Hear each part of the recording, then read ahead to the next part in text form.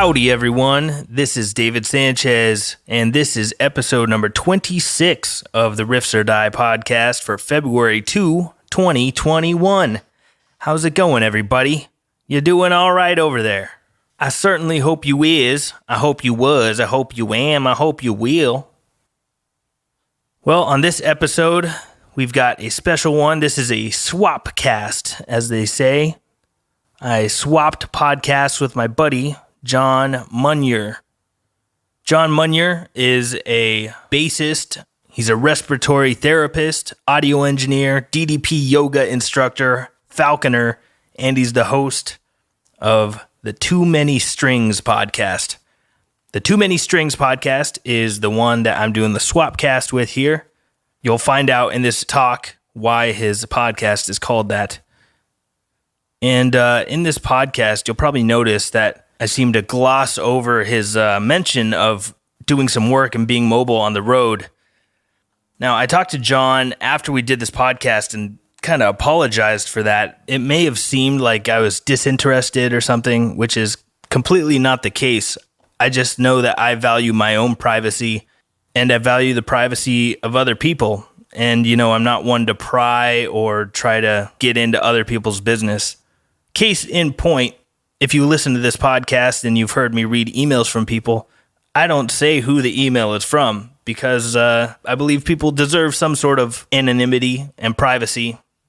I'm just not one to go around and gossip or try to dig into people's personal lives.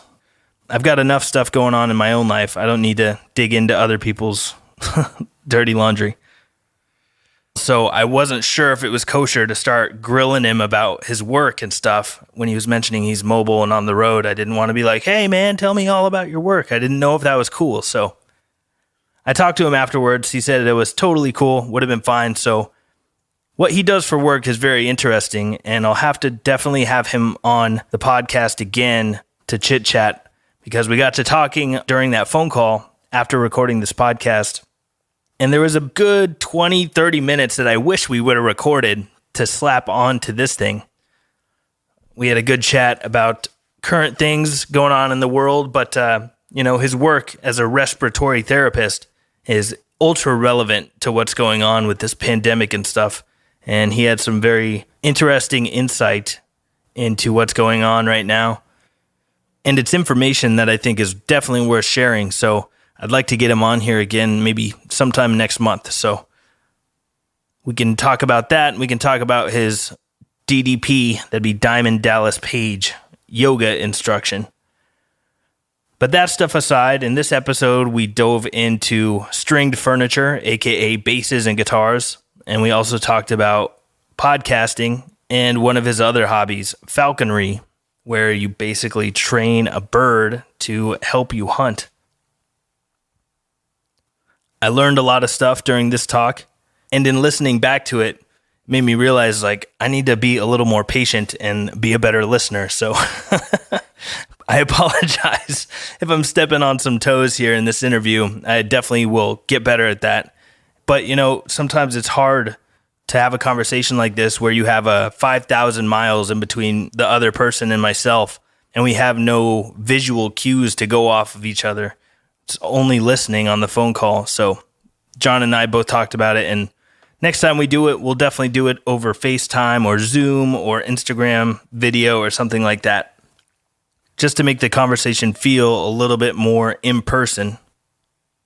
So my apologies if there's a little bit too much of talking over one another, but we did the best we could. Please bear with me on that and know that it's going to get better, folks. I'm trying to fix my shit, man. As always, if you guys have any questions or comments for the podcast, please write them into podcast@riffsordie.com. If you want to support the podcast, you can go to riffsordie.com and pick up some merch, or you can go to patreon.com/riffsordie and sign up to get your hands on handwritten lyrics, live Zoom hangouts, bonus episodes, discounts at riffsordie.com, free merch, and a whole bunch of other stuff. Again, that's patreon.com/riffs-or-die. If you dig the podcast and you want to dig up the hidden episodes, you have to go to Patreon and subscribe there. And you can do it for as little as $5 a month. It's a tremendous help to me with all the touring and kind of everything that I do for a living off the table at the moment. Between working at music venues and being a touring musician, all my work has dried up. So this is kind of how I'm staying afloat during this pandemic era that we live in. If you can't spare the $5 a month, I completely understand. I'm not in a position to do that either. But if you can and you enjoy the podcast and want to support it, that's a great way to do it. To everybody that's already subscribed and signed up on Patreon, thank you very much for your subscription. It means a lot to me. And one more side note here for this interview. I misspoke in one part of it, and I'd like to correct it and clear my name for the record, just so I'm not giving people wrong information. There's a quote in here that I dropped. Common sense is not common. In the interview, I attributed the quote to Thomas Paine, but it wasn't Thomas Paine that said it. It was another philosopher in the 1700s, same time, but the quote is attributed to Voltaire, not Thomas Paine. So forgive my ignorance and speaking lies. I'm not trying to lie to you guys, so here I am correcting it preemptively. So please forgive that in the interview here. Voltaire was a French Enlightenment writer. He was a historian, philosopher, kind of a comedian, and a huge advocate for free speech, and basically all the things that would fall under the First Amendment in the United States today. Well, maybe not today, but on the paper. Anyway, I want to get that out there, get it correct, because I'm trying to better myself, and I hope that message can be somewhat infectious, because we can all definitely do better. So this intro that you're about to listen to is from Jonathan's Too Many Strings podcast. And the reason I'm keeping his intro and his outro in here is just so you guys can hear a full episode of his podcast. And I encourage you to go and check out his other podcasts. He's had Derek Green on. He's spoken with Will Duvall from Alice in Chains. And a bunch of other great musicians, mostly revolving in the bass world. But check those out, and don't anticipate me coming back on here for an outro at the end of this episode. I'm just going to let John's outro be the outro for this one. So that's it from me, solo, on this episode. Thanks a lot for listening, everybody. I hope you enjoy this swapcast, and I look forward to talking to this man again. This dude's knowledgeable about a whole lot of things, and it's a pleasure to get to know him better every single time we speak. Ladies and gentlemen, Mr. John Munnier. Hey, what's up, everybody? Thank you again so very much for joining me for another week of the Too Many Strings podcast. I will start off like I always do by shouting out and giving some love to the companies whose products that I love to play and use, that being Warwick basses, Richter straps, Presonus, Red Panda pedals, Telefunken mics, Morley pedals, Intune guitar picks, GHS strings, Inky cases, Stark Glass electronics, and Bartolini pickups. And this week I was fortunate enough to be able to catch up with yet another good friend, David Sanchez from the band Havoc. If you all haven't heard of Havoc, shame on you, you should. He is the vocalist and one of the guitarists for the band.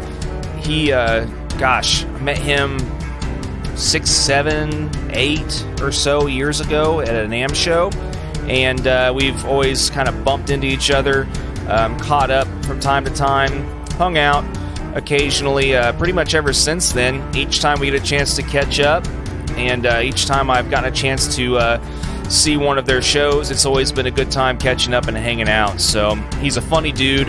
I really hope that you guys get as much out of this conversation as I had fun recording it with him. So without further ado, I will go ahead and turn things over to the conversation and quick hangout that I did with David. So here we go. All right. So we are rolling. What is up, my friend? How's it been going? Things are as well as they can be given the circumstances. I feel like we're living in The Empire Strikes Back or like the second Lord of the Rings or something. Yeah, or you could almost even you could actually almost go as far as even saying the sequel trilogy. It's like the first order, like, all over again, from the first Empire. It's like, I don't know. It's going to be really interesting to see just how much worse it's going to get before it gets better, if it does get better. Interesting is definitely the word, but I am doing well, and I do think it's fascinating that we're alive to see what's going on in the world right now. The stage is set for like checkmate for what some would call a new world order. The stage is totally set. The chessboard is all set up and rigged for it to go down like that. But we're living in a time where we might actually see the move happen. It's been a slow, gradual crawl, but we might see the final piece that moves it into checkmate here shortly. Yeah, I'm not really too far behind you on that line of thought. It could have been. I think the process could have been sped up drastically had there been some organization and some weapons involved in recent events. But as you just recently discussed on your podcast, I was very interested to see. I had some friends in DC recently as well, and I nobody that actually entered the Capitol building or anything like that, but. It's going to be interesting to see how all this plays out, and I don't know if it'll happen for sure in our lifetime. I mean, it very well could, but the generation I feel sorry for is like my kids' generation. I'm just not really sure how things are going to look for them. Yeah, strange world to grow up in right now as a young kid, for sure. Yeah, I mean, just think of how much change we've seen in our lifetime. I mean, we've gone from landlines and no internet to dial-up to analog cell phones to everything that we have now. Yeah, and now people have Star Trek watches on their wrist, where you can see someone's face and talk to them in real time with your watch. Yeah, it's nuts, man. But, yeah, I mean, all things considered, I am glad that you've been doing well. And are you still in Hawaii right now? Or yeah, I'm living on the island of Oahu. I'm a couple blocks from the ocean, and I'm taking advantage of this time where we don't have any tours going on. There's no reason that I really have to be in the continental U.S. So my girlfriend lives here and said, "Hey, do you want to come out here since touring isn't happening and spend winter here?" And I said, yep, I've spent about 30 winters in Colorado and been cold and snowy, and right. It's a welcome change of pace.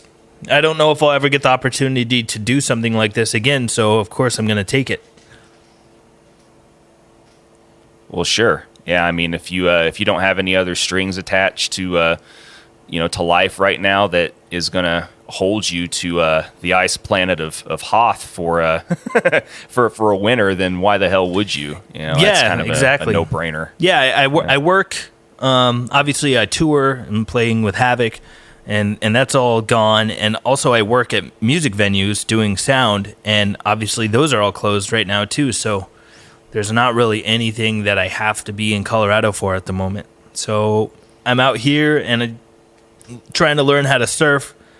Get out in the ocean every once in a while. I want to do more fishing, and I'm just generally enjoying the amount of snow I don't have to shovel. Yeah, no, I feel you, dude. I totally feel you. I'm actually getting ready to head back to Indiana, which, I mean, we've had mild winters the past handful of years there, but ironically enough, they just got some snow.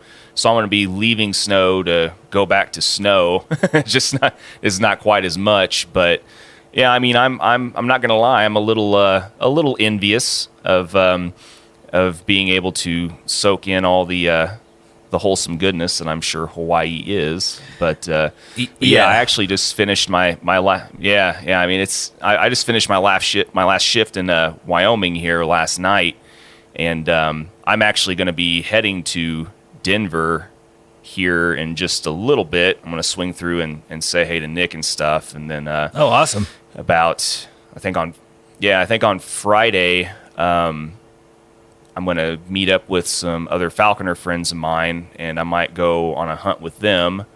They live in Elbert.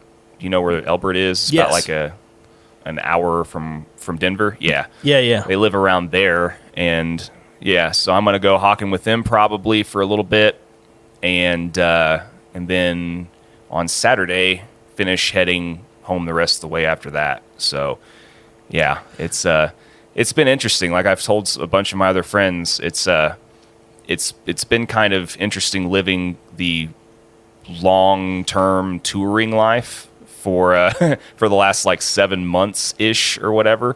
Yeah. And just not having any of the fun that goes into touring. Right. But living out of a backpack. Yeah.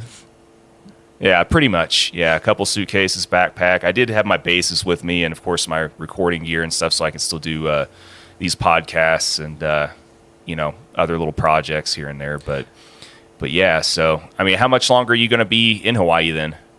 I'm not entirely sure, but I'm guessing I'll probably go back to Denver in the late spring, maybe in like May, maybe later than that. Damn. I'm not sure yet, but there's nothing I'm in a huge rush to get back for. Like I said, all the music venues are closed, touring is off the table, so it's not a huge priority that I need to make it back to Colorado immediately. And like you, I've got my podcasting and recording gear here, and I've started a podcast, and that's one thing that's been keeping me very busy while I'm out here in Hawaii. It's called the Riffs or Die podcast, and I talk a little bit about music, but it's also just kind of mental diarrhea from David Sanchez.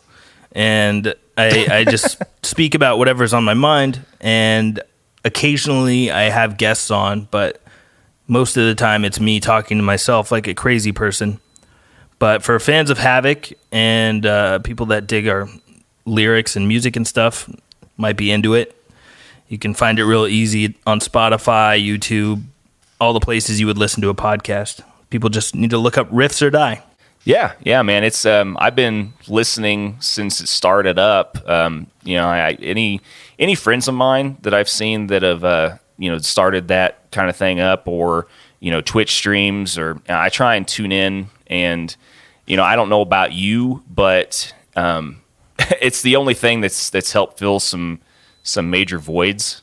Here in this last year, and I was glad when another friend, such as yourself, started up another podcast, because as much driving as I do anyway, it's been nice having something else to kind of fill those time gaps. And it's like kind of like hanging out with a very poor substitute for hanging out with friends that who the hell knows when you're ever going to get to see in person again. So I've been enjoying it. Thanks. As you recall, I mean, as you recall, like whenever I dropped you that message and you mentioned Jekyll Island and a couple other things when you were talking about the whole Tesla, JP Morgan, Chase, that whole kind of the whatever that whole rigmarole. I was just like, that's funny. I mean, it's kind of cool, hearing different things brought up that. And then it's like I said, it's almost kind of like, talking a little bit. Rather, it's a little bit more internal, I guess. But it's like, this would have actually made a cool conversation had we, been able to be in person. Yeah, for sure. I think a lot of the stuff that I talk about on the podcast, it's kind of like a conversation, but you can't talk back to me, whoever's listening. But I try to make it fairly conversational and not like I'm just reading an essay. Yeah. I the podcasts that I do, I try to mainly just do mainly just do guests and, have it more conversation based as well, rather than, feeling kind of like like a formal interview.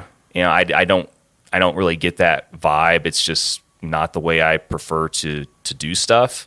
I like to keep things as like aesthetic as possible, as if you really were like listening to a conversation between, two friends, rather than just like a straight up interview, but like, everybody's got it's kind of interesting though. It's like everybody's got their own, style and preference, and it's all cool. I mean, it's kind of like recording and playing an instrument. I mean, you kind of develop your own style of doing it, like as time goes on.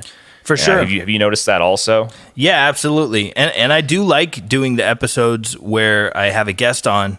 It's a little bit more editing, and obviously the scheduling is a factor.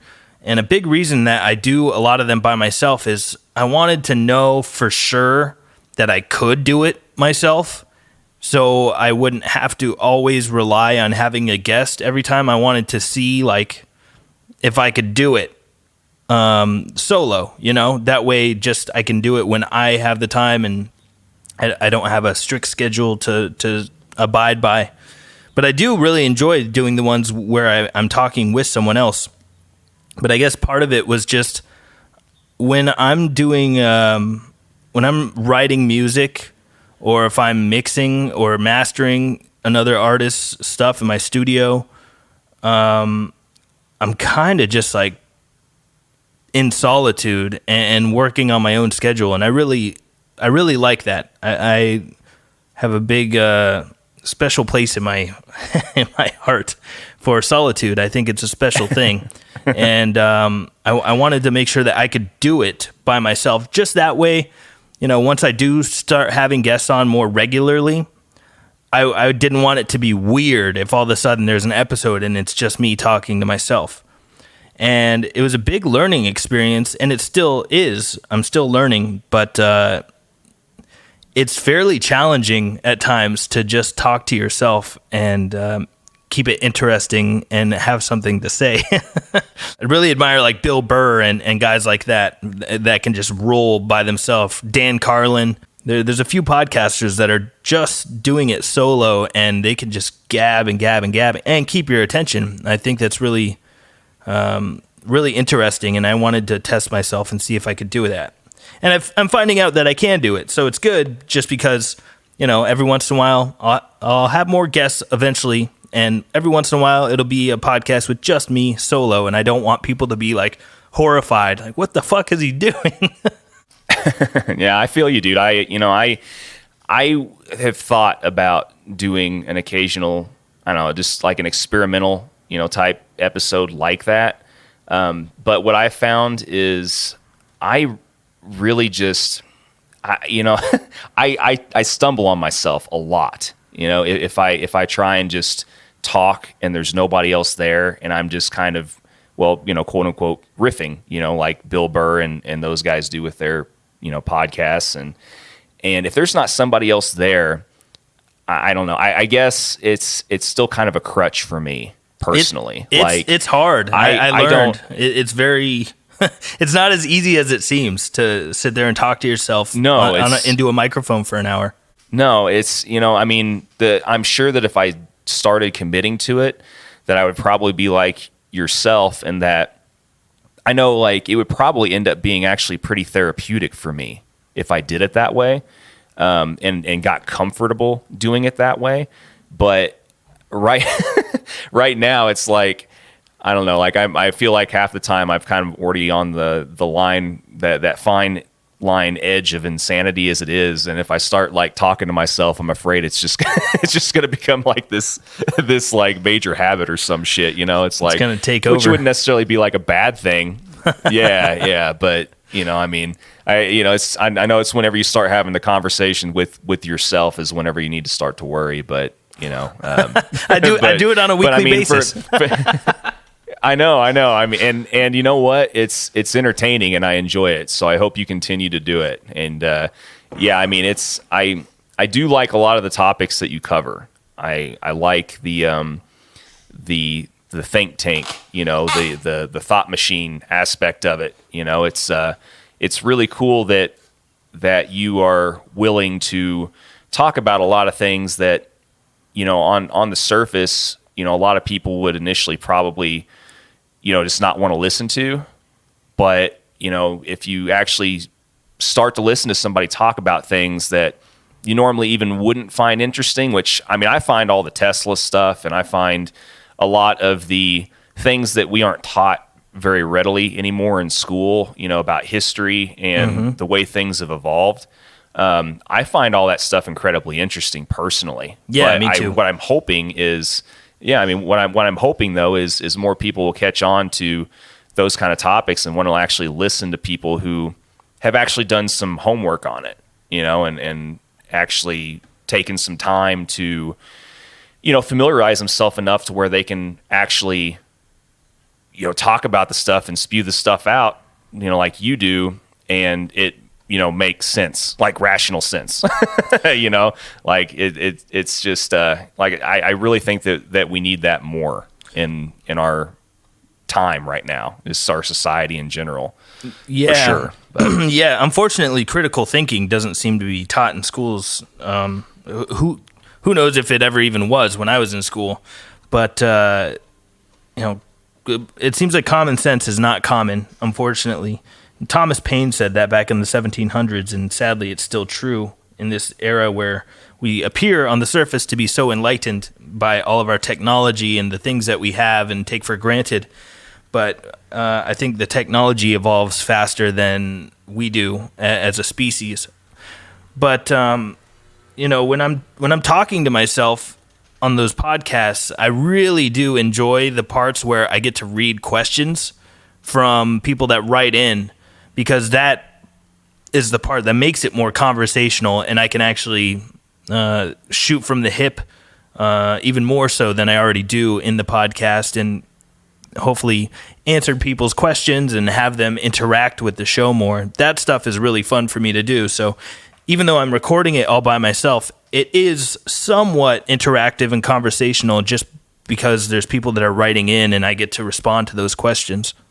Yeah, no, I enjoy that part of it too. And I'm sure that having that, like, see, it helps that you're already kind of like an established artist, with a decent fan base for the most part, that you can have that like resource to add like another dimension to your production. And I do enjoy that a lot too, because every so often someone, there's always questions that are going to get sent in that you either are going to be like, oh, well, I actually didn't know that, it helps other people learn, when other people like send in questions and stuff too. So for sure. But yeah, I can totally see where it would help you even riff even more, over just, and just give you extra content ideas that you don't just have to sit there and think of yourself for an extra, 15 or 20 minutes or whatever. Yeah, that you dedicate absolutely. to that part of your podcast. Yeah, someone just throws the ball over my way and I get to hit it, instead of me just like swinging for the fences by myself. But when it comes to topics to talk about on my podcast, whenever I get an idea of something that might be interesting to speak to, I'll write it down in the notes in my phone, and I've got a running list of a bunch of different topics that I could, riff on by myself, and I just constantly tweak that and add things to it. Yeah, having bullet point topics to kind of just kind of refer to, so at least you can keep, a little bit of continuity to your line of thought, and maybe segue a little bit in between. It does help for sure. That's kind of what I do with my other like falconry based podcast is I'll talk to whoever I'm having on as a guest and just be like, all right, well, let's discuss 3 or 4 main things, and then I'll just naturally segue us between those topics. And without that, you get a lot of and and just dead air. So yeah, it's a nice tremendous to have those help on reference. Yeah, for sure, absolutely. It's like having a syllabus and you're a teacher or something. You got to stay on track.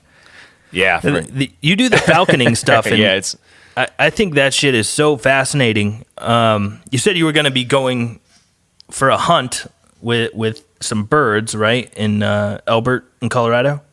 Yeah, I've got a couple of friends that kind of commute back and forth right now. I think they're going to permanently end up living in Colorado before too long. But right now they kind of go back and forth between living in Illinois and Colorado. And they fly a species of hawk that I've flown a few times before called Harris hawks. I don't know if you've ever heard of Harris hawks or not. I've heard of them. Yeah, I've heard Harris of them. hawks.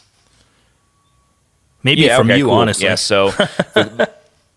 Oh, okay. Yeah, I got you. Yeah, no, like it's what separates Harris hawks from other types of hawks that makes them really fun and adds a little bit more of a dynamic to being able to train them to hunt with you is they're a very social, like they're the most social form of hawk. So they actually hunt in casts. In the wild, wow. Like if you went to Arizona, cool. Yeah, if you went to like Arizona or other like desert areas where they're native to, like you would commonly see them kind of stay in like familial like groups of a handful of birds or so, and they actually work together and coordinate their hunts to actually catch prey easier. So like one bird will flush, or get like a rabbit going, for example, and then another bird will be feeding off of, where the other bird's leading that rabbit. And if one bird misses, then the other bird will be right behind it to, ambush. Crash down and try and get. I mean, it's very cool because I mean most other species of hawk, you put a couple of them together and they're just gonna try and kill each other. It's like sure. So it's neat. It's neat having that dynamic, and it's really cool watching a couple of Harrises hunt together.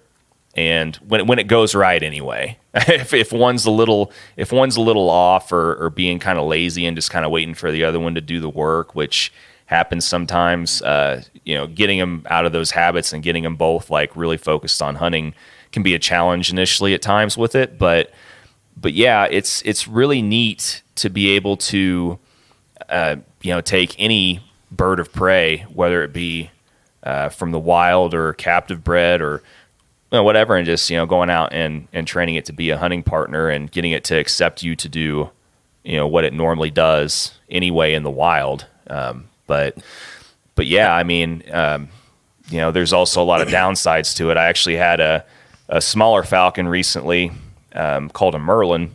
It's like the second smallest falcon native to our country. Yeah. And I was training it, and I was training it to lure fly and stuff, and for whatever reason, just I had her at the same weight, the same conditions and everything. But for whatever reason, she decided to catch some wind and take off on me the other day. Man. And like, the more that they start kind of doing that and the longer it takes them to get back, the less likely you're going to have really to get them back. So I ended up like tracking her. I knew exactly where she was one night before I went to work here. And I knew exactly where she was. I was like, okay, I'll just come back first thing in the morning and try and get her back. And so I came back first thing the next morning, right at sunrise, right after I got off work, and got out my telemetry and was tracking, where the transmitter was. And like, I had a GPS transmitter on her as well. So like I could tell exactly where she was or where the transmitter was. So I was going around looking, and I had the other, just traditional telemetry receiver out. And, the beeps were kind of quiet, whatever. And then like I pointed to the ground, it got really loud, and I was just like, this isn't good. So sure enough, I looked down, and like the little harness that you put on a bird, like it's called like a track pack, but that little harness and the transmitter were on the ground with no bird. so something made her a tasty meal through that night. I'm pretty sure it's probably like an owl or something like that. So there's, that's the bad thing about it. There's like 1,000,001 ways to to lose a bird. And For sure. I mean, bad things usually happen more often than not, but yeah, man. It seems like a super challenging thing to train a bird like that. It is. It's very challenging. And, there's a specific way that you need to do things. And if you don't do those things a certain way, then the bird's not going to either develop a decent, understanding and relationship with you, and will likely fly off, or you'll end up just having to release it because it's not going to, man down enough for you to really be able to do anything with it as a partner. So, yeah, there's a lot of things that go into it, and there's a lot of things that can go wrong with it. So, but whenever it goes right, whenever those things go right, there's nothing else that can replace the feeling and just the awesomeness of seeing this bird get to do what it does with you, in the wild. That's so fucking cool. Yeah. So I mean, but yeah, I at some point in I don't know, while we're both still alive, it would be cool to bring you out on a hunt or something so you could see it in person. I would love to do that. That'd be super cool. Well, I mean, whenever you get back in the States, and if you're going to be gone until there's usually nothing going on during the summer months anyway. For the most part, all the birds are molting and getting new feathers in, right? And most species of prey are out of season to hunt anyway. So, sure. At some point, if you have time, like next fall or something like that, and you're always more than welcome to come and hang out. You can spend a weekend and I'll take you out hunting with the gang, and you can hear us just slam each other constantly and just give each other just constant shit, and have fun watching birds fly and hopefully catch some bunnies and squirrels and other shit. So hell yeah, I would love to do that. We'll definitely keep in touch about doing that. But I wanted to ask you, so those birds, when you go on a hunt, you just mentioned rabbits and squirrels, but is there anything else that you can train them to go for? Oh, sure. Oh, definitely. I mean, the key is to, identify which prey species are abundant in the area in which you are living or have readily accessible. Sure. So, obviously where I'm at, if you wanted to hunt sage grouse or pheasant or any kind of other upland game, well, then you're just going to have to move, right. Or yeah. You're going to have to just, make a trip out west and, frequently, to hunt those species because they just don't exist where I live in Indiana. So sure. if you're wanting to hunt rabbit and squirrel and stuff like that, well, then my area is perfect. But you also need to identify, which species are the best at taking those prey items as well, or those right. prey species. So red-tail hawks, Harris hawks, goshawks, a lot of your middle, medium to large size species do real well in the area in which I live. You could theoretically, fly, long wings or AKA falcons in my area too, but they would need to be either the smaller species like the American kestrels or merlins. You could do smaller peregrines or stuff like that in my area too, but it would be a little bit more challenging because there's we get a lot of ducks and a lot of doves and other stuff in our area too that are cool to hunt, but the setups and the type of what we call slips, the actual flushing of the prey for the bird to try and catch. Yeah. Those are a little bit more challenging where I live for that particular species of raptor. So it's there's all kinds of different stuff. I mean, it's really fun trying to catch European starlings and the house sparrows, and which are invasive species that you can actually just hunt year round, and they actually love you doing that because those species actually kill other songbird species and are very invasive. Like, so I didn't know if you knew this or not, but like the DNR in most states, they don't really put any kind of restrictions on hunting starlings or sparrows because they came from, overseas, like Europe initially. Mm-hmm. And so like whenever they brought these birds over, they only brought like 100 something of like each of these birds. And those bred and proliferated to the millions upon millions of these birds that you see all the time in our country now. And what they do is they invade other like songbird species that are protected and stuff. They invade these other birds' nests, and they'll peck out like the head. They'll like peck the heads of the babies and stuff, and they'll kill the parents and take over their nests for their own breeding purposes. Yeah. And, birds are fucking brutal, dude. They're monsters. Yeah, they're dickheads. Yeah, absolutely. Sure. But yeah, I mean, like having a kestrel or a merlin and hunting starlings and sparrows with those species of raptor is really fun as well. That's best done like around springtime, whenever the starlings and sparrows are breeding as well. And yeah, I mean, there's all kinds of options. You just have to identify which animals are the most readily available to hunt in your area, and Gotcha. And all that stuff too, and pick a bird that's suitable to that. And otherwise, you're just going to kind of have, an exercise in futility. I mean, it's just going to be frustrating for you and the bird. So sure. So I've got a couple of questions for you.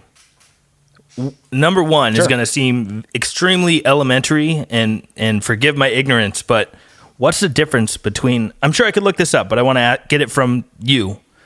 What's the difference between a hawk and a falcon? Oh, okay. Yeah, I mean, that's in a way, they're both raptors, but it's kind of like, the best way I can describe it is they're both raptors, but they're still technically completely different species and type of bird. Like they also have completely different hunting styles for the most part. And just the genetic makeup and just overall like morphology of the two types of birds, I mean, they're just completely different. Same somewhat genus, connected but to a certain degree. They can't interbreed though, a falcon and a hawk? No, you're not ever going to see that. Now what you will see though is you can interbreed two different species of like hawks or two different species of falcons. You see that done a lot.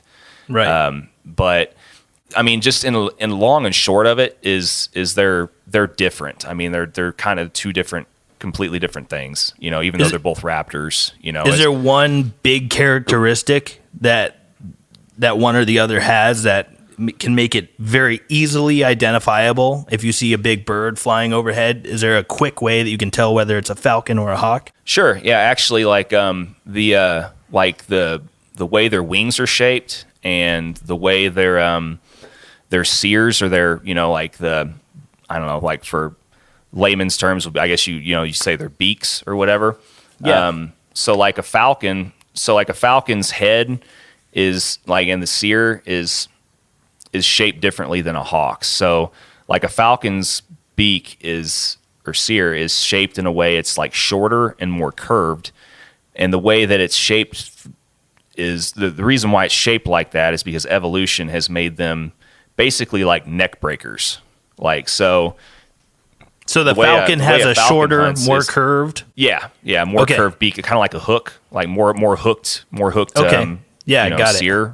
Uh-huh. So like the way like a falcon hunts typically, or most species hunt, is ambushed by stooping their prey. So they'll get above their prey and then they'll fold up like a bullet or like a rocket or bomber or whatever, and they'll just like just swoop down over. Like a pigeon or a different type of bird or whatever, and they'll just smack the shit out of it and stun it. And if the impact doesn't kill the other bird on impact, then they'll bind to it and they'll get up on its neck and use their curved, sharp, sear to break the prey item's neck. Sure. And so that's how they hunt. Now hawks are a bit longer and more pronounced, and their heads are shaped a little bit like boxier, bigger, so to speak. And like falcons' wings are really long and pointy, kind of. That's why I call them kind of like long wings or whatever. They're shaped a little bit more narrow and pointier. But hawks' wings are much wider and more broad, which one of those types of species of hawk, like your red tails and your, species like that, they're called broad wings actually. And then you have like your other types of hawks that are called like accipiters, and those are also kind of called short wings, which they have a little bit wider wings as well, but they're shorter in length, which makes them really quick, like fast initial burst, like ambush type like predators. And and then so you can usually identify, when you're looking up in the sky and one's flying over you, if it's got broader wings and it can be varying lengths or whatever, it's probably like a hawk of some kind. But if one's flying over and the wings look a little bit more like narrower and more pointy, longer, then it's most likely a falcon. Okay, so the falcon has the it looks more like the fucking Batman signal. Yeah, kind of. Yeah, or like a stealth bomber, kind of in shape. Okay. And I got you. Yeah, and I mean, like I said, there's different ways that you can go about it, but or about identifying it also. But those are the most easy ways to. Of course, you're going to need some binos and or something to kind of get a closer look. But for sure, that's one thing I love doing when I'm at home in Colorado. We have a lot of hawks that fly overhead, and occasionally eagles. But I like sitting on my patio, and I have my binoculars out there, and it's really fun to peep at birds flying overhead with the binoculars, because you get an infinitely better look at them than with your naked eye. It's so cool when you can actually see the spotted patterns on them and, actually get a good look at their wings. Man, optics are so fucking cool. We're so spoiled. We are. Yeah, I mean, it's amazing what you can see and how close you can see it if you get like a really decent like spotting scope or, really like just really capable, set of binoculars. Like the amount of zoom that you can get and clarity is pretty amazing. It's incredible. Yeah, it's super cool. And so this other question that I have for you, binoculars, it's almost like having eagle eyes. And I wanted to ask you about eagles. Are you able to train and hunt with eagles as well?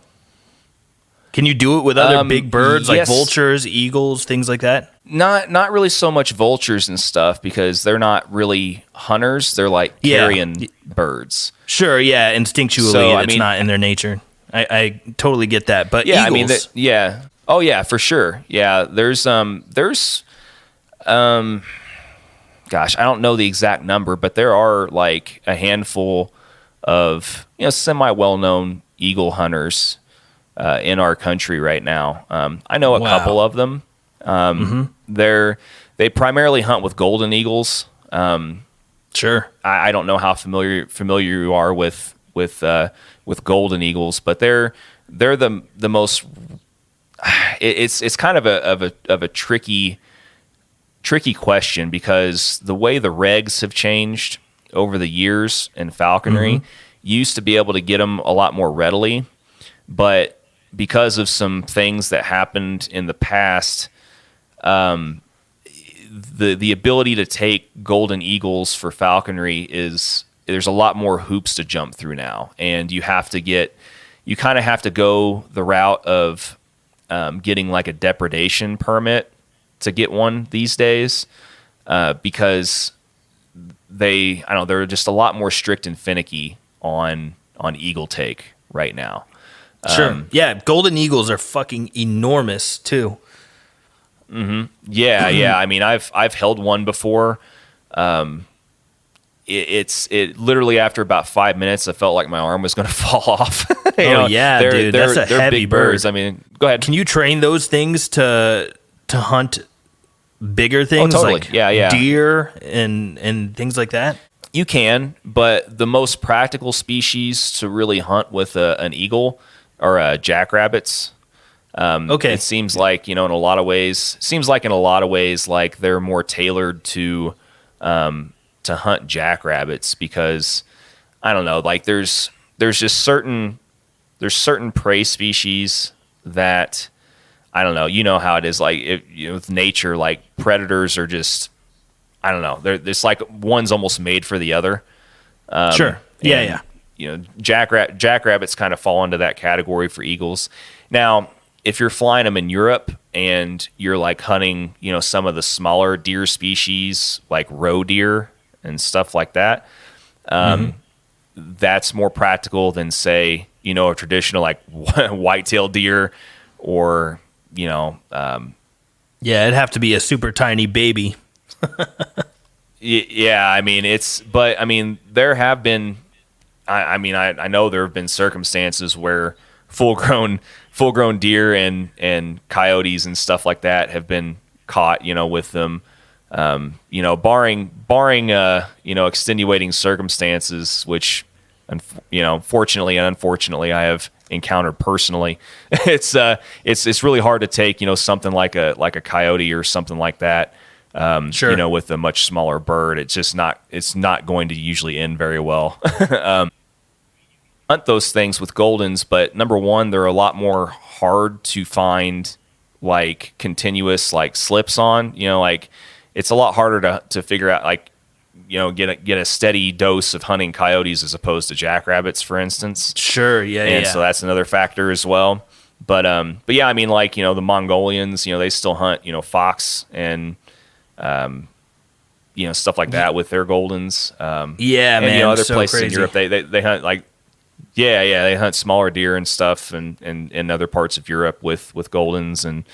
But yeah, mostly in our country, it's mainly jackrabbits, and you get some really good flights that way and see some really cool stuff. They'll also, a lot of people will also incorporate, sight hounds and, stuff along with their, to hunt with their eagles as well to keep the rabbits running. Sure. Yeah, for sure. That's smart. Yeah, jackrabbits are fucking huge, man. I saw a rabbit one time on my way back home from fishing in Colorado, and I saw this. My buddy saw this thing run across the road. He was like, dude, what the hell was that thing? I don't know. It was big, though. Like, that wasn't a cat. It wasn't a dog. What the fuck was that? So he, like, backed up. We're in the middle of nowhere, so it wasn't a big deal to just back up and go in reverse. And then we caught a glimpse of it. It was this fucking rabbit that was like the size of a gigantic house cat. Thing must have been like, I don't know, 30 pounds or something. A 30-pound rabbit is that's a full couple of meals right there. Most jackrabbits are in like the like 5 to 8 pound ish range.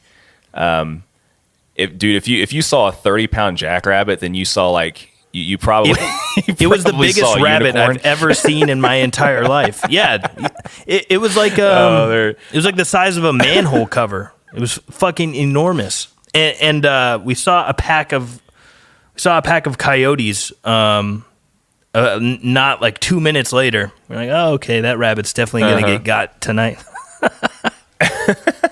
Yeah, someone was hunting for din, that's for sure, if that is the case. But I mean, I've caught jackrabbits before with the Harris Hawks that I've flown, and what's funny about them is those things growl. Like, oh, really? You need to hear a jackrabbit. Yeah, you need to hear a jackrabbit growl sometimes. They sound almost like a small dog, like when they growl.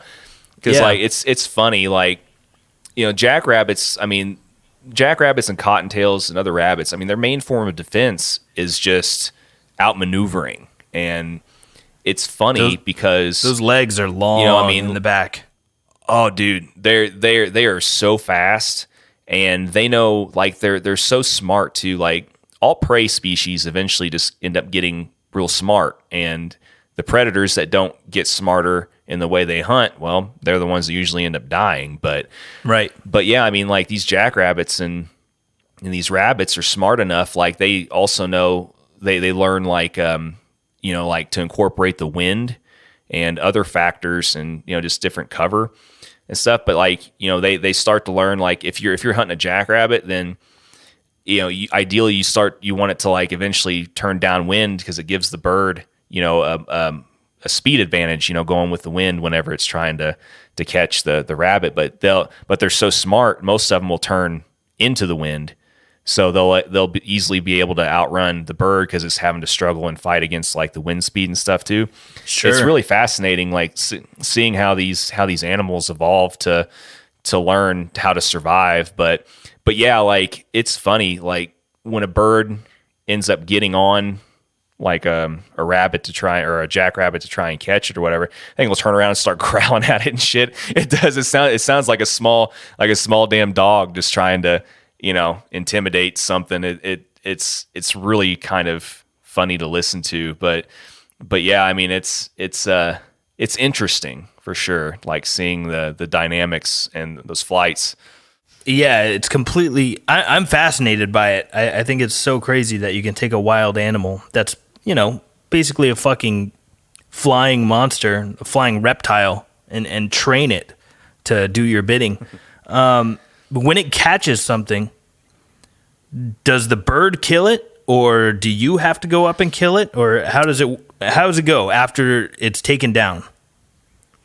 So, like, a lot of times, like, if you're hunting with falcons, a lot of times whatever it catches is going to be dead by the time you get to it, because it's broken its neck or whatever. Mm-hmm. It's like falcons are almost like, even though it's still brutal, falcons seem to be more humane in that way.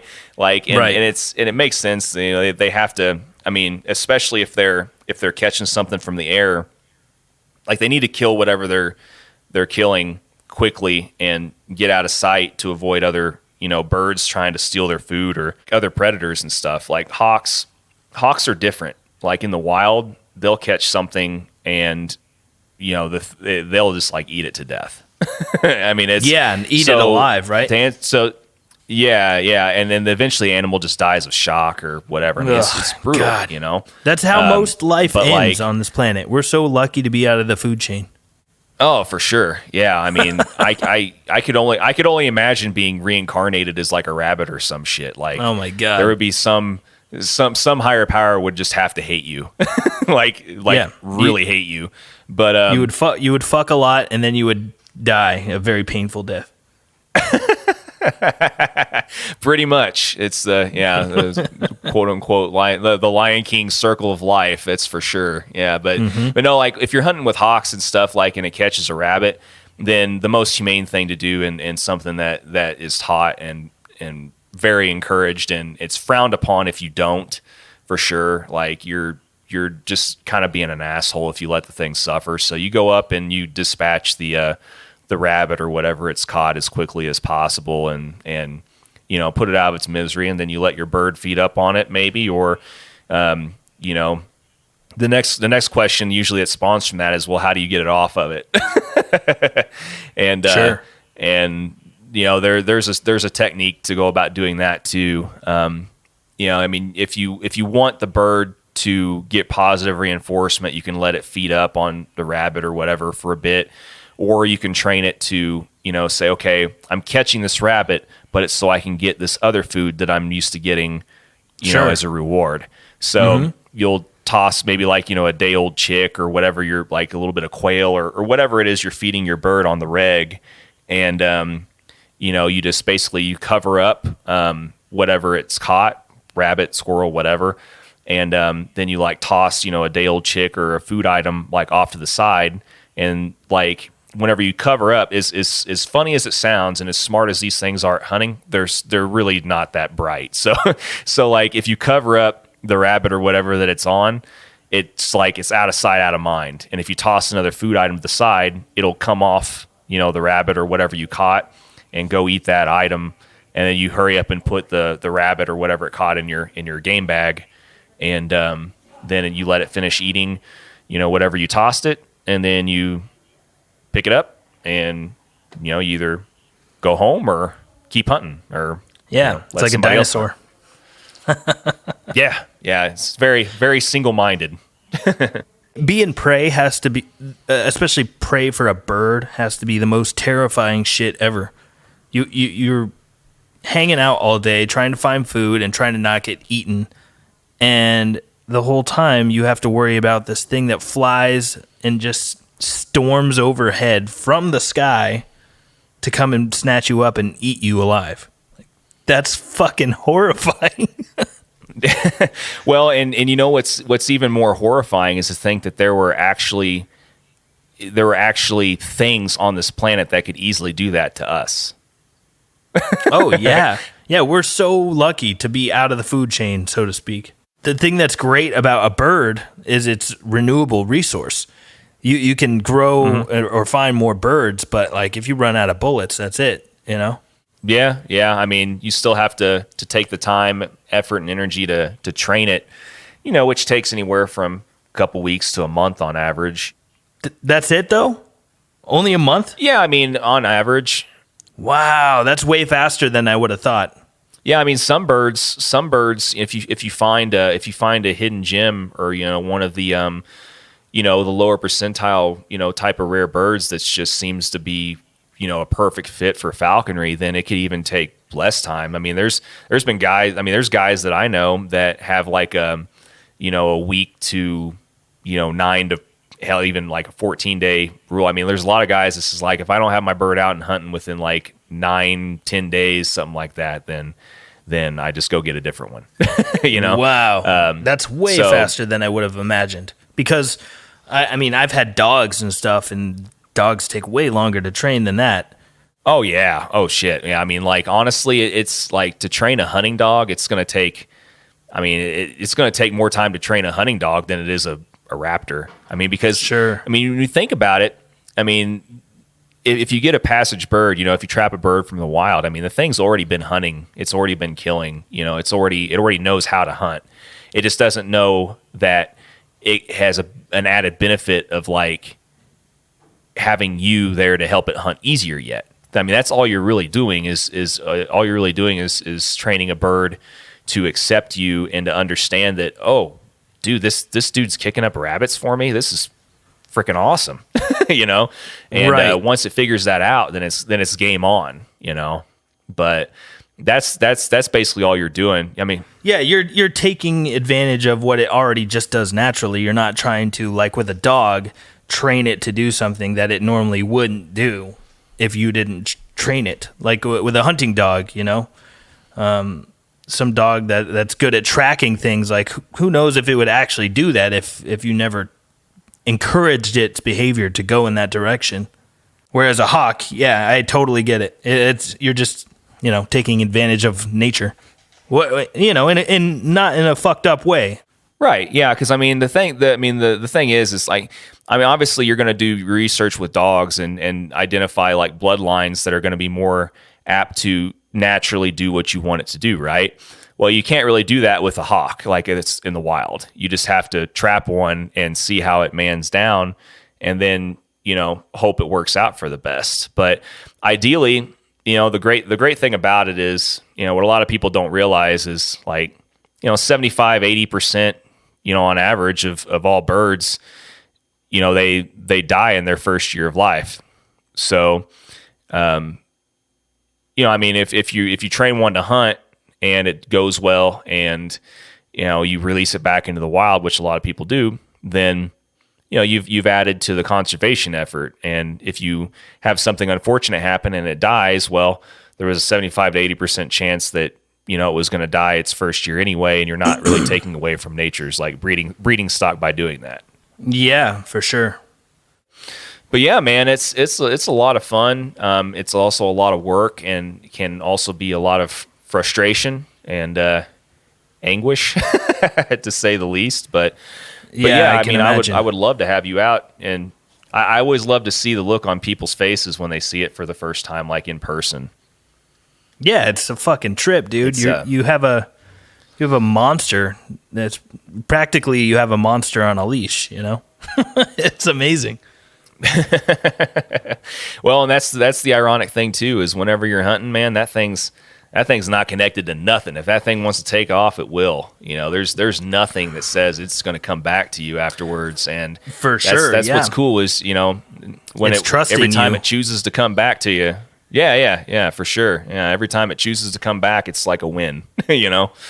Absolutely, yeah. Because you're right. I understand it's not physically on a leash. It can just bail anytime it wishes, and it's a fucking bird. Like, not yet. It'll be fine without you. Yep. Oh, exactly. Yeah, it was fine without you before you came along. At least up until that point, you know.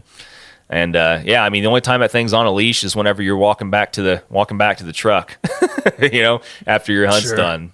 And where do you keep it? Well, you have to build it's part of the whole process too. You have to build like a facility for it. So you have to build like, you know, what the falconry term or a bird term for the structure is called a mew. Mm-hmm. And it's basically the falconry or hawk term for a hawk house. And you have to like just build like, you know, for an average sized bird, you know, like red tails and stuff like that, you know, an 8x8x8 enclosure with a couple of perches, and you have to have a water pan and stuff in there in case it wants to drink or bathe, and yeah, so then you keep it, you know, outside. I mean, some people keep their birds in their houses. Depending on the species, that's easier said than done. Yeah. Because I didn't know if you knew this also, but like hawks, they do what's called slicing.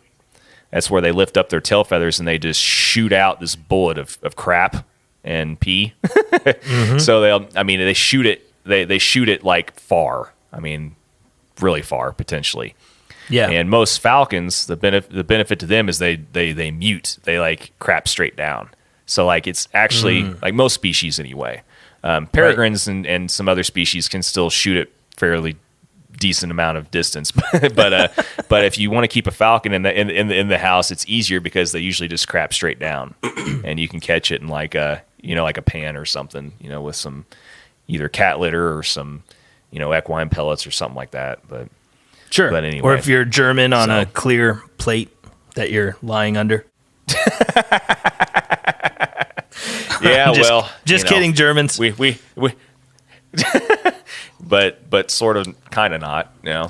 Those are a people that you don't want to make mad. For sure. And we have plenty of German friends. We know how they are, you know. Of course, and we love them. But yeah, no, German people are hilarious. They're so brutally honest. They are. Much of the time. It's great. That's why I like them so much. That's why I like. Yeah, they're very blunt. Yeah, I mean, very much so. But yeah, man. I mean, is there anything else that you're curious about before we or want to just kind of shoot the shit about here real quick before we kind of call this good and go on about our business for the day? Or well, I am curious. You have a 6-string bass, right? Or 7? Is it 7? So yeah, I've got two 7s. Yeah. Yeah, that's fucking insane, dude. Okay, so I am curious about this. From the fattest string to the skinniest string, what is the tuning? F sharp to high C. So basically, it's like that's standard if you tune standard. So and the way I do it anyway, and like guys like Jeroen and other 7-string players, a lot of guys have low F sharp to high C. So it's low F sharp, B, E, A, D, G, C. Ah, okay. Got it. Damn. And guys F like, sharp, that's so fucking low. Yeah, it's I use about a 175 gauge string for that. Wow. It's huge. Yeah, just even just boring out the nut to hold a string of that size has got to be a special request. Yeah. I mean, they make nuts with it. You can always file it down if it's not set up that way. But guys like Jeff Huell and other guys also, they play sevens, but they actually do more of a like a higher tuning. So like he tunes his B to high F. So his is B, E, A, D, G, C, high F. So he goes higher instead of lower. Yeah. Well, that F sharp through an amplifier, is that just like a completely insane feeling tone to like shake your skeleton to a tone that low? It can for sure. It definitely can. The trick is, finding, decent, decent amps and cabinets that'll translate it. Sure. But to be honest, like I was surprised at it was easier to hear, in mixes and stuff than I thought it would be. And actually, it's funny you bring it up too, because like in the one project I'm in right now, we actually double drop. it's kind of, we actually go EA, D, G, C for the tuning in that project. So I actually tune the low F sharp. D, okay. Mm-hmm.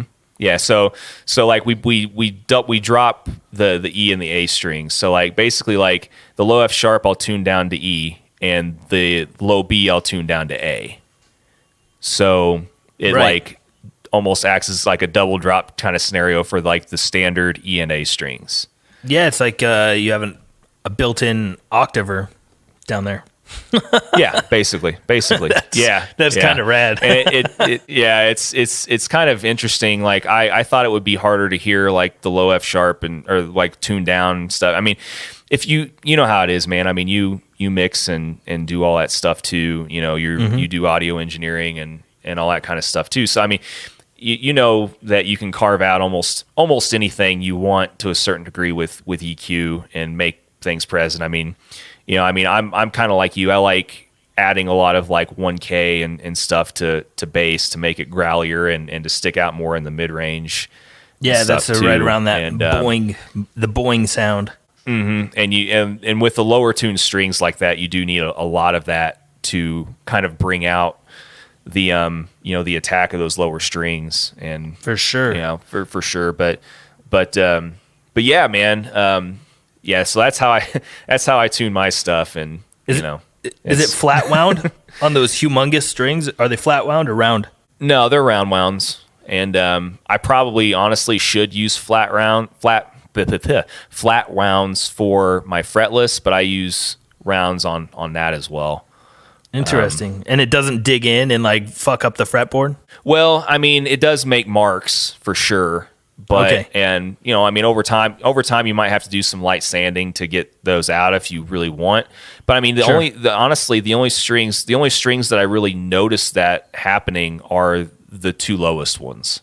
Those are the only ones I would think. Yeah, I mean those are the only two that seem to really and it's honestly only like the first 5 to 7 frets or whatever, because this is honestly the only fret range that I really use those lower strings anyway. A lot of times, but yeah, man, like the other problem you run into, of course, as you know too, when you start getting into that kind of gauge, and you're starting to get into a lot of custom string issues. I play GHS strings, but yeah, like GHS makes the strings that I play them because they're one of the few companies that I was able to find that actually will provide good customer service along with actually making the gauges that I want. So sure. That's a hard gauge to find a string for. That's like a fucking bracelet. Yeah. It's like jewelry. Yeah, it's like a telephone cable or some shit. But yeah, it's funny, man. Like it's hard to find. But I used to play Callium strings too, and they're good strings, but I couldn't ever get in touch with anybody, if I needed anything. Like sure. So I mean, you know how it is, man. Like, finding companies that have reps that are easily accessible and stuff, or it's like once again, it's like finding unicorns. Like it's hard to like if you get a relationship like that, you don't want to let it go. So For sure. But yeah, I mean, I was wanting to try some flat wounds for my fretless just to see, because I mean, I've tried them before, but I didn't really like the feel so much. But I was wanting to try them again, and right now, I mean, with the way companies are, they're barely, some are keeping so busy that they're having a hard time keeping up since everybody's playing at home and going through strings quicker and stuff. Like, yeah, the ones that make recording gear and headphones and microphones and stuff are cleaning house right now. They're killing it right now, and good for them, But unfortunately, that means they also can't make custom 175 gauge flat wounds for some poor bastards like me too. So I'm just going to stick to the round wounds for a while. And I actually a friend of mine also made a custom 9-string bass that I ended up buying from him. Whoa. I haven't really gotten a chance to mess around with it very much, but I'm going to have a hell of a time finding custom strings, people that make custom strings for it. Like normally I think GHS would for me, but right now they just can't keep up with their normal demand. So, right. But that 9-string is free. It's fan fret also, multi-scale or whatever, So oh my God. It's, looks like a psychedelic chessboard. When I was, that it really fretboard's is. got to be super wide, man. Oh, it is, dude. Like I can barely get my fingers up to the lowest string, but I was just going to get it to, well, a good friend of mine's the one that made it, so and it's the only one he ever made for him and his company or whatever. So I just wanted it to have it more so than anything. But I also, was going to tinker around with doing some chording and some tapping and stuff with it. And tapping seems like what it's made for. Yeah. Yeah. But I mean, I unfortunately, with as much traveling as that's the other thing too, with a bass like that, you have a hell of a time finding a case for it too. Like you almost have to get a keyboard case for the son of a bitch. So I haven't trusted. Definitely. I haven't trusted being able to travel with it to really mess with it a whole lot because I don't have anything to protect it with yet. So yeah, sure. But you'll have to send me a picture I'll send of you that some thing. Pictures. Yeah. Oh yeah, I for see sure. what that I looks definitely like. will. I definitely Killer, will, dude. but yeah. Well, I wanted to ask you real quick too. Like, yeah, hit me. Oh, sorry. Go ahead. Oh yeah. So I mean, how's your? I mean, you had a signature and stuff made not too long ago, didn't you? Like within the last year or two or something ago, or like how's all that going? Not necessarily a signature model yet, but I've got a custom shop guitar from ESP, and I'm currently waiting on the next version to come through. There was a couple of things that weren't quite the way I wanted with the body and stuff, so I'm waiting on the second version to come through. At some point, COVID happened, and then, that just threw off the whole timeline of when I thought I was going to get the new guitar. But I'm waiting for that to show up, and then once it does show up, if it's right, and everything's cool with it, I would love to eventually have it become a signature model. But at the moment, that's just an idea. It's not something that's actively in the works. But I've talked with ESP about doing it, and it's a possibility. It's not a definite yes, it's not a definite no, but I'm hoping that someday there can be some sort of a Explorer type shape ESP model that people can buy at a store that I helped design. That would be the coolest thing ever. Isn't that like almost every guitarist or bassist kind of like, wet dream? Basically, is to have their own like signature instrument at some point. Yeah, it'd be the coolest shit ever. I hope it happens for you at some point. My fingers crossed. I hope that at least by next year things will start picking up again. But we'll see what happens. But I mean, what kind of specs are you putting in that? What kind of woods and stuff are you having them use in that? Out of curiosity. Well, the body is made of mahogany, but it has a maple cap. So it's got, some snappy top end, but it also is beefy and girthy sounding from the mahogany. And then the neck is made of maple for some more snap and attack and high end. The fretboard is made of ebony. It's got 22 frets reverse headstock. It's kind of like an Explorer type shape, but not exactly. Okay. It's kind of a blend between like an Explorer and ESP's EX model. It's kind of like almost like an Explorer or EX that doesn't have any curvature, is what I'm, fingers crossed, hoping is going to show up at some point. But reverse headstock, stainless steel, 22 frets, one humbucker pickup. It's an EMG H4, which is a passive pickup that EMG makes. I really love. Just one knob for master volume, locking tuners just to speed up string changes, and a Floyd Rose. Good deal. Yeah. I mean, did you like record the latest stuff with that, or did you use something different? I did not have it at the time that we did the recording. So on our new record, V, that came out in May, I used my white ESP EX. We shot out like 5 different guitars, and that was the best sounding one. So we decided to use that for all the rhythm guitars. Nice. Yeah, it was cool that you guys got a chance to go down and do that with the old Lark Mewis, down in Nashville. Mewis. Yeah. He's got a really good ear, and he's a complete maniac when it comes to capturing the right sounds and stuff, which I appreciate as an audio engineer. It was fun to sit back and like watch, some of the decisions get made and listen for some of the things that he's listening for. And we went completely bananas on the guitar tone searches when it was, time to hunt down the right guitar sounds. We shot out 5 different guitars. I think we tried out like 10 different speakers, and we tried out, I think, 13 different amplifiers.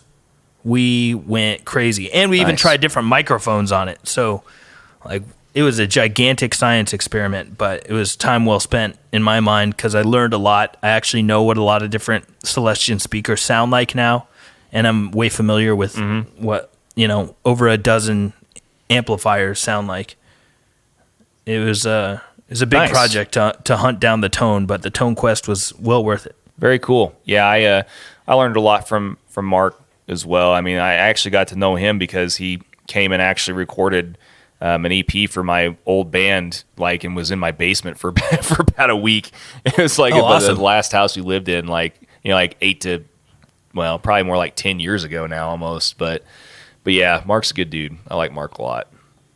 Cool. That's really cool that you worked with him. I didn't know that. Yeah. No, like I said, I mean, my old band, like my buddy Alex Morgan, from my old band, who's been a friend of mine like our whole lives pretty much, has a good relationship with Mark and stuff too. And that's who, like I said, he had Mark come up and record an EP for, the band after I left it, but I let them use my basement and stuff for a week. So my little shotgun shithole basement at the time, Damn, that's really generous of you. Pretty, yeah. It was cool. I mean, it was nice getting to see, the process from someone who does it, on a regular basis. And I mean, you know me, man. I do this stuff, way more part time than I would like, but I live more in the medical world still, but. Yeah, it's nice seeing, when you can, any kind of learning experience in that regard, for sure. But yeah, I learned a lot when we were doing our last record. But yeah, a lot of time spent grinding on it, but it was time well spent because I learned things that I'm never going to forget and I can take with me in the future. So, yay learning. Yay learning, exactly. Yeah, well, yeah, man, it's, trust me, dude, this whole last year has been yay learning. It seems like it's been a frustrating year. There's been a lot of crazy and a lot of stupid that I know I've personally had to deal with, and I'm sure you have as well. So it's nice to be able to break the monotony up and chat with friends, and it's definitely been awesome doing that today. I appreciate you taking. Well, hell, shit. We're almost at an hour and a half now of time away from your sunny time in amazing Oahu. Yeah, it's no problem, dude. It's been real fun catching up. I'm really glad we did this. And I have a question for you. Me too. Sure. Do you mind if we do a little swapcast? Would you mind if I posted this up on Riffs or Die at some point? Oh, no, of course, man. anything you want to do. If you want to take that, I can send you my audio file, and you can feel free to make an episode out of it if you wish. That would, I'd love that for sure.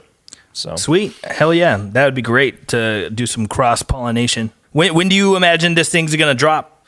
Probably next week. Probably early next week, actually. I'm going to be home this weekend, and I'll probably try and drop it on, I don't know, somewhere between like Sunday to Tuesday, somewhere around there.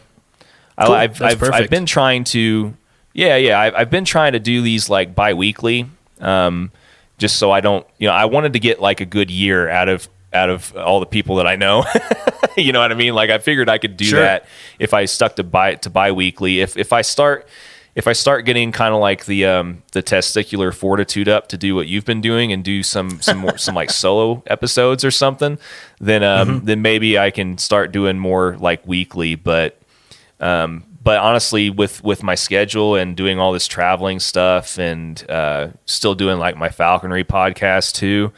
You're very busy. It's been, dude, like it's honestly bi-weekly for this has been totally enough.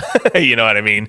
And absolutely. I still haven't haven't got a huge listener base yet either. So, I'm hoping that will kind of start to steadily grow a little bit over the next, I don't know, hopefully year or so. And if it doesn't really matter. I'm still going to continue doing it because I like doing it anyway. But yeah, it's fun. But I really hope that I can post it up and maybe get a few more people checking out your stuff. Yeah, you know a lot of cool people. The two of us, like we know a lot of people in common, and we know a lot of cool people in common. So I'm gonna have to definitely dive into some of your back catalog and see if you got any talks with people I know. Oh yeah. Oh, trust me, I have. Most of the people that I've done talks with so far are people that you all know for sure. I actually started this off with like having like the few episodes that I did like last year at NAMM. The first few episodes were actually from that, and like I said, it's like I think the first few were like Devin and like Tanya and Derek Green, and killer. I mean you'll recognize everybody, So, yeah, hell yeah. But, I'm definitely going to be checking out some of your back catalog. Yeah, and you should go over and check out the Falconry podcast too, man. Like you'd really dig it. Because, I think I will, man. It's a completely fascinating foreign world to me. Yeah. I mean, it's cool getting to hear like the stories of how all these different falconers like got started and where their initial interest came and talk about these different birds that they enjoy flying and different stuff like that. I think you would enjoy it. So yeah, we're like 47 episodes in on that podcast, so you'll have a damn. Great. You'll have a I mean, me and my other buddy Israel that do it. We just kind of swap taking episodes here and there and when we can but I mean, if you're interested and you find it fascinating, I'm sure that you would enjoy it to some extent anyway, But, I'm gonna have to check it out. Man. What is the Falconry podcast called? It's called Falconry Told, and it's on Spotify and everything else too. Yep, Falconry Told. All right, cool. Yep. Well, hell yeah, dude! It was really fun catching up with you, and I would love to do it again one of these days. And thanks for letting me do the swapcast here with you.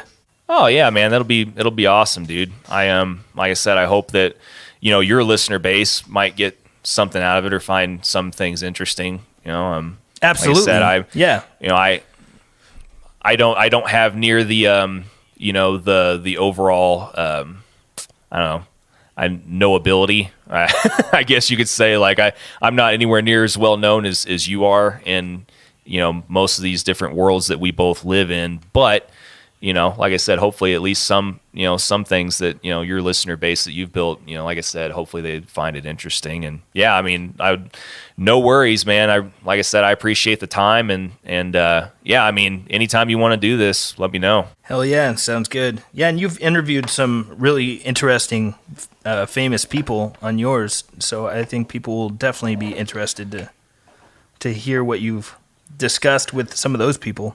Like I had Derek Green on here, and it was a great talk. Devin Townsend's a super interesting guy. You know a lot of really interesting people, so I'll urge people on my end to go peep it. Yeah, like I said, I try and, I don't like, talking specific shop like, music and crap all the time or whatever. I like talking to, just like I said, like I would with any of my friends, and like I said, hopefully there's things that people can get out of it, and if nothing else, just be entertained for a little bit, so like I said, put your mind at ease. Exactly, my friend. So just sit back and let Johnny and David take you for a ride. Sorry, go ahead. It's all good, man. No, but yeah, so cool. Yeah, I'll send you this file after we get done, and yeah, like I said, thank you again, and stay safe in Hawaii, and don't kill yourself, learning how to ride waves or anything like that. I did see that test GoPro footage that you put up that was kind of neat. Oh yeah, it's from Waikiki Beach, which is really close to where I'm at, but I'm going to be going to this other beach in a couple of days here that has insane waves, and I'll definitely take that GoPro and try to get some really cool ocean footage here this weekend. So keep your eyes peeled for that. I might have some really cool shit to post up on Instagram. Killer, man. Well, I look forward to seeing it, and like I said, until we chat again, like I said, take care. It's been great talking to you again, and thanks again so much for taking the time for it, man. So yeah, no problem, John. Great catching up with you, brother. Take care of yourself, and drive safe. Yeah, man. No, I will, and thank you again, and yeah, take care, and like I said, adios, amigo. Adios. All right, and that was my conversation with the one and only Mr. David Sanchez, the vocalist and one of the guitarists from the band Havoc, and also the brainchild behind the Riffs or Die podcast, which is a very intuitive and entertaining podcast that, as we mentioned before, if you haven't had a chance to check it out, you definitely should. So like I said, I am so thankful for having you all tune in and check out the show. Hopefully you guys are still enjoying it. I am now back home in Indiana, and it looks like I will be kind of around here for a little while, thankfully enough. I managed to get home from Wyoming a couple days ago, and yeah, man, it's just going to be nice to be home for a while. Next assignment's going to be in Lexington, so I'll be kind of going back and forth between here and there the next few months. I'll be working at a hospital there. So, thank you all for kind of sticking around, checking things out over the past few months since I started this whole deal up. Hope you all have been getting something out of it still. And I hope you all are still healthy and safe and, enjoying life, at least making the most of it while you're able to, with the circumstances that we've all had to live under here lately. So anyway, I should have another episode here for you in I don't know, hopefully another week or two. Was only able to get one out last month, so apologies for that. Things kind of got a little nuts for a bit, but at any rate, I should have something new next week or the week after. And until then, take care, stay safe, peace out. Later on, guys. Just